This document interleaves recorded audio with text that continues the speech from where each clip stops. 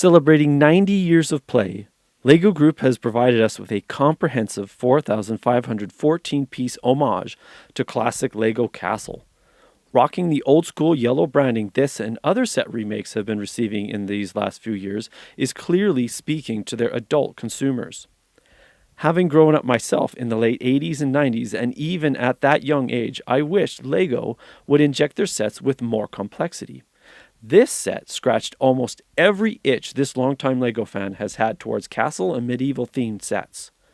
Complete with hidden alcoves, a watermill, internal courtyard, back doors, secret entrances, a very satisfying drawbridge, a portcullis, and a whopping 22 minifigures.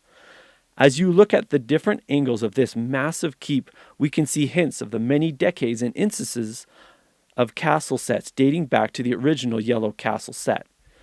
We see highlights of the medieval castle village set from the early 2010s in its living quarters, along with notes of the Forestmen sets from the late 80s. The 22 minifigures that come with this kit make it the fifth largest number of minifigures included in a set after the recently released Avengers Tower, the Death Star, the Daily Bugle, and the long-retired U.S. National Team set. These 22 minifigures are spread across 4 different groups to make this keep feel busy. The largest group being those of the castle namesake, the Lion Knights, with 9 soldiers, a horse, and even a noble queen complete with cap and crown. Or our second group, the villagers and inhabitants of the castle, with a maiden, a wizard, and a farmer family totaling another 5 minifigures. Our next group of minifigures are our Forestmen, what appears to be a family with a guitar-playing dad, an archer mom, and a young toddler with a small little wooden toy. Lastly, we have the Black Knights with 3 knights and a horse, one of which seems sadly overburdened to carry the other's 2 provisions. In what I would call realistic configuration, it's a wonderfully enclosed minifig scale castle, broken up by greenery, riverbeds, overgrowth, thatched roof, and of course stonework. The slitted windows provide a very castle-esque look compared to the old-school window bricks that have come on castles since day one, with nods to them with some clever build to add flourish here and there. The fully implemented drawbridge being a first in a LEGO castle to work as a real castle's would, along with the portcullis, which can be wound up and quickly dropped to stop invading troops, or even this back door that can be fully sealed to prevent invaders. My favorite exterior feature, however, would have to be the secret entrance to the Forestmen hideout, complete with a very Forestmen-like tree with beehive to the side of the main turret, to hint at what is at its feet, allowing our take from the rich, give to the poor folk easy access into the castle to loot food and possible riches. Not to mention they also help any of their captured friends.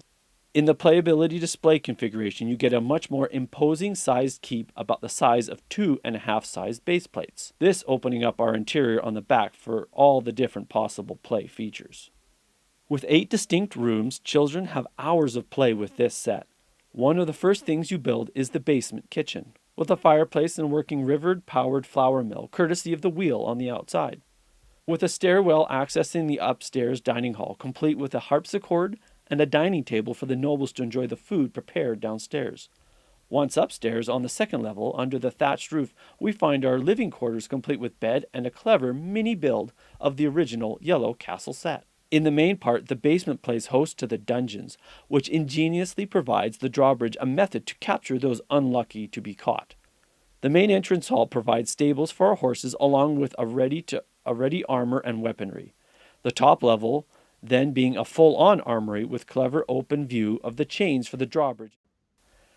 Still hidden between the 2 main parts of the castle is a cave which our forest folk access under the drawbridge through a cave. Here they can be undetected until they can sneak into the courtyard from under the food cart to secretly abscond with food or loot.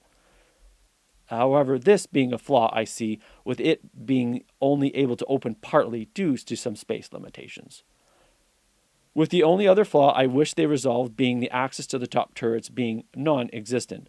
This castle is far and above the best LEGO castle to land on store shelves and even one of the best LEGO sets in general to have come out in the last few years.